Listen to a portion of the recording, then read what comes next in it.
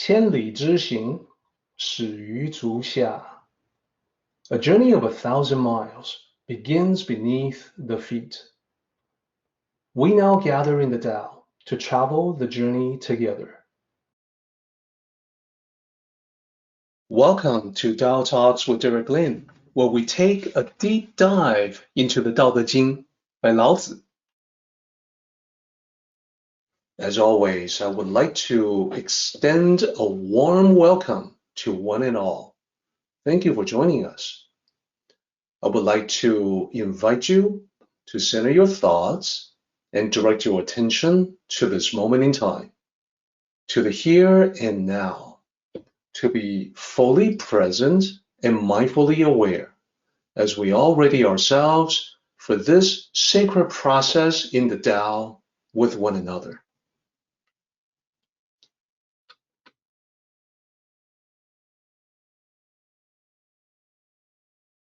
I want to bring to your attention the Goldilocks Principle, or the Goldilocks effect.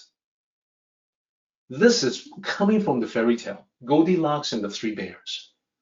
And I think most of us are already familiar with that. Little girl Goldilocks goes into the house of the Three Bears. So this is the original breaking and entering, home robbery scenario. Little girl sees 3 bowls of porridge. One of them is too hot, another one is too cold, and the third one is just the right temperature. Then she sat in the chair, and then she tried the beds. One bed is too hard, another bed is too soft, the third bed is just right. So she fell asleep. Now, the main point is the just right part. How is that related to this chapter? Well, remember the example of archery. Lao Tzu did not know about the story of Goldilocks and the Three Bears. He used archery to give the same idea, just right. The aiming of the arrow cannot be raised too high or too low. It has to be just right. The strength that you use in pulling back the bowstring cannot be too much or too little. It has to be just right. That is the connection between Goldilocks and Lao Tzu. It turns out that in various disciplines, science, psychology, etc., the Goldilocks principle shows up. The Goldilocks effect shows up. It's all over the place. It applies to human beings in terms of infants, babies, cognitive science. Experiments, observations show in developmental psychology, babies prefer learning from things that are not too simple or too complex. If it's too simple, something that the baby has already mastered, then the baby will quickly lose interest and look elsewhere. If it's too complex, then the infants will be confused, will be puzzled, and again, look elsewhere. At every level, every stage of development, the infant is looking for the Goldilocks effect, something that is just right for that stage of learning. So this is proven time and time again. And also applying to human beings, communication. This is because it turns out human beings consume information that is not too long, too detailed, and also not too short or too simplified. Basically, we all want information that does not require too much effort to understand, but can also teach us something new.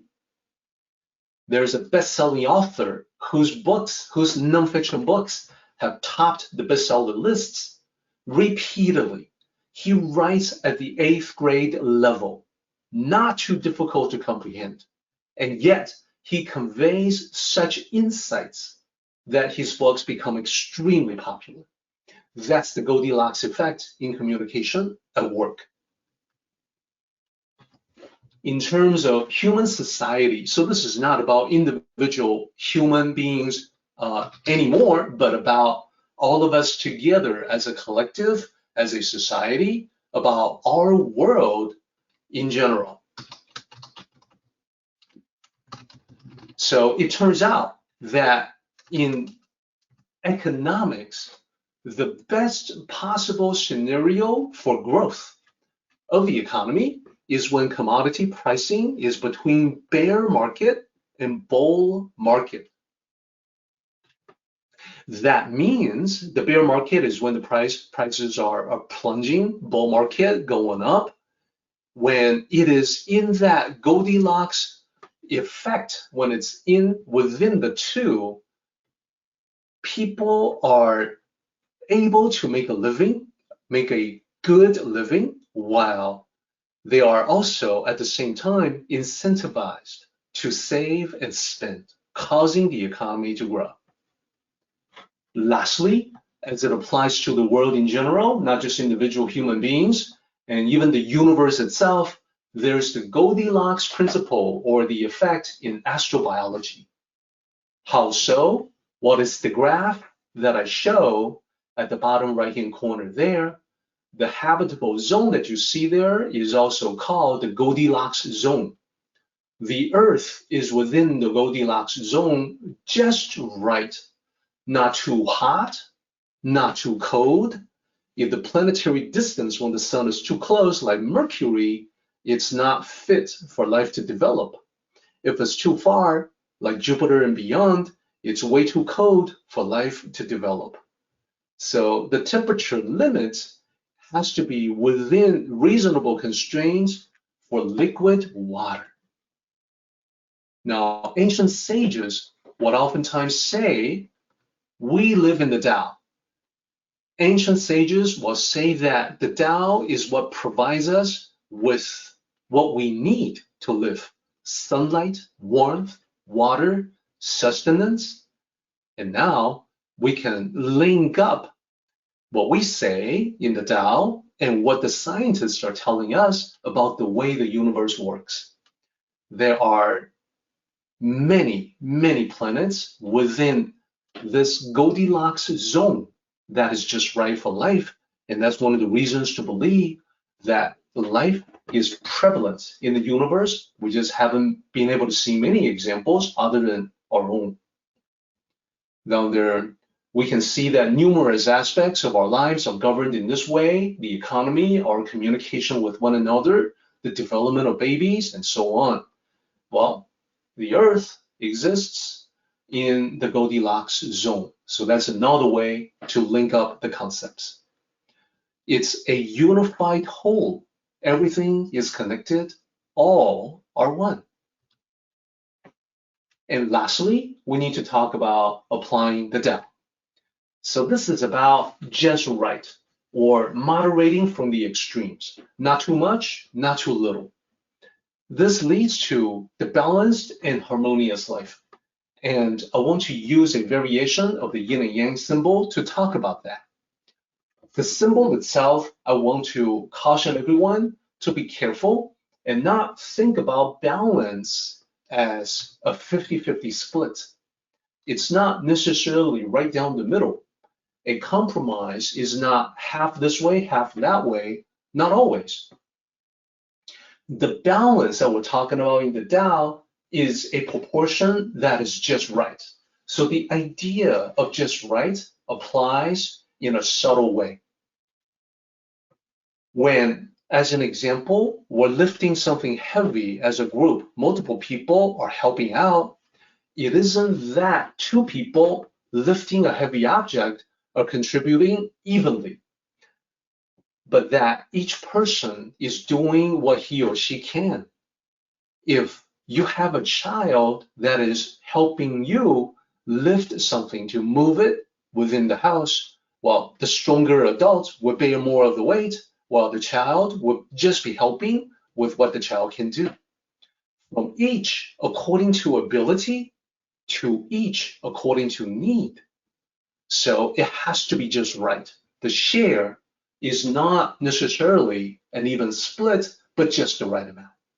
That's one subtle way to apply moderation to moderation. And this goes on as well. Question: should we be absolute in practicing this concept? Well, this is where I want to bring in the real yin and yang symbol that is showing yin within yang and yang within yin. And that is because for Tao cultivators, it is all about living the peaceful and quiet life. But is it always going to be peaceful and quiet? Is it absolute? Well, there's variety to spice things up. That's the small dot. Within the quiet life, one can enjoy the occasional celebration. Within the peaceful life, one can enjoy the occasional excitement. So we're moderate even when living in moderation. The spice of life, variety is the spice of life, but just like actual spice, you would not want to make an entire meal out of only spice. Having a meal that is entirely spicy, pepper, would be something that would not be palatable, would not be very good, would not be very nourishing. So once in a while, we can all use a break from the routine. We know too much excitement will tire you out, which is why it's a dot and not the whole thing. The amount of thrills, noise, celebration, excitement has to be just right in terms of proportion, once in a while. And this can vary from one person to the next. That variation is the next subtle point, the next and final subtle point, and that is the Tao is dynamic in action. This action, this application of this principle depends on the situation. And I mentioned that it's different from one person to another, and it can change all the time, dependent on the situation. The best way that I can explain that is to say, when we go back to the example of archery from the very beginning of this chapter, I would ask the question, how high should you elevate the angle? Is there a set angle that is the best angle? Well, there isn't. The raising of the bow and arrow depends on the target you're trying to hit. How far away is it? If it's very far away, I'm going to raise it up higher so I can describe a higher arc as the arrow flies to it. If it's close, I don't need to elevate the angle quite as much. So that's why. Now you see the reason, you see the genius. Lao Tzu uses archery, not the yin and yang symbol, as the ultimate example for this concept.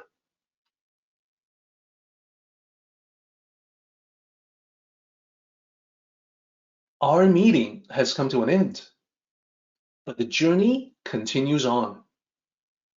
Let us all travel safely so we can meet again.